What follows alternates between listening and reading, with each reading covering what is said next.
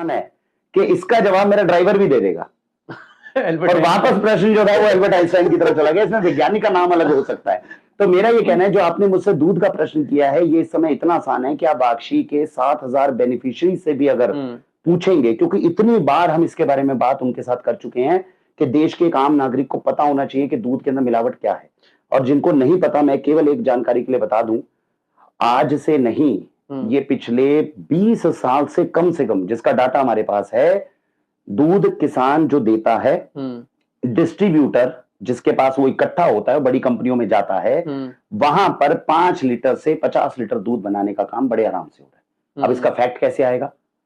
Fact ये जो आ रहा है वो इस तरीके से आ रहा है कि हमारे देश में हर रोज दूध का जो उत्पादन होता है, वो दूध का उत्पादन होता है हमारे यहाँ पर 14 करोड़ लीटर। हमारे देश में प्रतिदिन 14 करोड़ लीटर दूध का उत्पादन होता है। और ये जो डाटा बता रहा हूं, आज से ये डाटा भी 8 साल पुराना है। अब तो सोचो कितना बिगड़ गया होगा डाटा। तो 7-8 साल पहले ये डाटा है जो प्रॉपर WHO के मानकों के आधार पर निकला था, जो सर्वे किया गया था। 14 करोड़ लीटर हमारे देश में उत्पादन हो रहा था। सोचिए दूध हर रोज बिक कितना रहा है भारत में, 64 करोड़ लीटर।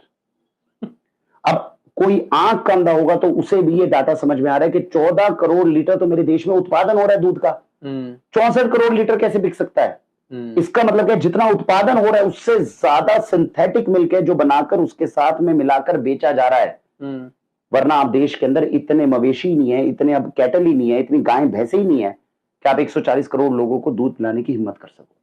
लेकिन वही वाला क्वेश्चन मैंने जो बीच में पूछा मैंने कि टेस्टिंग में टेस्टिंग में क्यों पार हो जाते हैं? क्योंकि टेस्टिंग के अंदर भी कुछ पैरामीटर्स होते हैं। मैं एग्जांपल देता हूं। टेस्टिंग के दौरान अगर दूध की टेस्टिंग करेंगे, आप भी फार्मास्यूटिकल साइंसेज में रहे हैं, हम भी रहे हैं, तो आपको दूध के अंदर प्रोटीन की अगर चेकिंग करनी है तो प्रोटीन को चेक कैसे करेंगे? आप दूध के अंदर नाइट्रोजन के लेवल को चेक कर लो। नाइट्रोजन से अमाइनो एसिड बनेगा, अमाइनो एसिड से प्रोटीन बनेगा। अब ये नाइट्रोजन की चेकिंग होनी है। अब इस नाइट्रोजन जो है वो केवल प्रोटीन में नहीं होता, वो यूरिया में भी होता है। यूरिया का भी केमिकल स्ट्रक्चर है। थोड़ा सा यूरिया ऐड कर दो, उतना ऐड कर दो जितना जब वो नाइट्रोजन चेक करे तो नाइट्रोजन उतना ही आए जितना आना चाहिए। तो आपका दूध पास करेगा कि नहीं करेगा? आपके टेस्टिंग के अंदर आता है कि भैया हम इसके अंदर जो है लैक्टोमीटर डालेंगे, हम इसके अंदर चेक करेंगे कि भैया फैट कितना है ना, इसके अंदर कितना है। अब फैट जो है वो केवल और केवल दूध में प्राकृतिक फैट नहीं आता। आप उसके अंदर वेजिटेबल ऑयल डाल दो, पाम ऑयल डाल दो, सनफ्लावर ऑयल डाल दो। ये ऑयल उतनी मात्रा में ही डालो जितना जितना उसको चाहिए फैट उतना आ जाए, तो ये पास करेगा। आपको दूध और ऑयल को मिलाने के लिए, दूध और ऑयल आपस में मिक्स नहीं, मतलब जो ऑयल है और पानी है, इससे आप सिंथेटिक मिल्क बनाने के लिए क्या चाहिए? पहले तो ये समझना चाहिए हर किसी को। सिंथेटिक मिल्क बनाने के लिए आपको चाहिए पानी। पानी के अंदर डाल दो थोड़ा तेल ताकि फैट आ जाए। पानी और तेल को आपस में मिलाना है। अब पानी और तेल को अगर आप आपस में मिलाएंगे तो मिलाने के लिए उसमें डाल दो हल्का सा डिटर्जेंट। ये अपने घर में प्रयोग कर लीजिए आप, तो क्या होगा? पानी और तेल आपस में मिक्स हो जाएगा और इस तरह की एक कंसिस्टेंसी बनाएगा जो दूध जैसी कंसिस्टेंसी है। आप समझिए। इसमें डाल दो अब 4-5 चम्मच मिल्क पाउडर।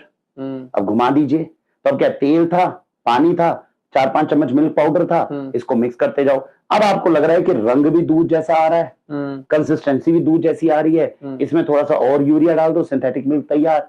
अब आप इसमें 10 लीटर दूध के अंदर अगर इस तरह का 30 लीटर 40 लीटर दूध मिला दोगे जो सिंथेटिक मिल्क है, तो 50 लीटर एक ऐसा दूध तैयार होगा जो सारी टेस्टिंग भी पास करेगा, जो घर घर में जा सकता है, जिसमें ऑब्जेक्शन ना हो। ये जो मैंने आपको बात बताई, मेरे पास में, मैं खुद तो कर नहीं रहा मिलावट, लेकिन अगर एक नॉर्मल सा बंदा जानता है, जैसे आपने मुझे ऑर्गेनिक का एक्सपर्ट कहा, तो एडल्ट्रेशन एक्सपर्ट भी तो होंगे देश में। बिल्कुल। और कोई एक्सपर्ट चाहेगा कि मेरी जो टेक्निक है वो बड़ी आसानी से आपको पता चल जाए। सही बात नहीं। तो ये तो वो चीज है जो मैं बता रहा हूं, बाल्टी से छलका हुआ पानी है जो हमें पता चला है। और ये हमारे पास नहीं, ये टीवी के न्यूज चैनल्स ने ही सारी बातें बताई है। थोड़ा रिसर्च करने की आवश्यकता है। तो ये सिंथेटिक मिल्क आ रहा है और ये सिंथेटिक मिल्क हम पिछले 20 साल से पी रहे हैं। वरना सीधी सी बात है, हमारे शरीर के लिए जितने कैल्शियम की आवश्यकता है, दिन में 2 गिलास दूध पी रहे हो आप, और दूध से अच्छा कैल्शियम का सोर्स नहीं है। अगर वो ओरिजिनल होता तो आपके शरीर में कैल्शियम की कमी आ कैसे सकती है? सही बात है। आने का सिर्फ एक ही तरीका, या तो आप दूध ना पियो या दूध नकली हो। दूध हम पी रहे हैं तो दूध नकली है।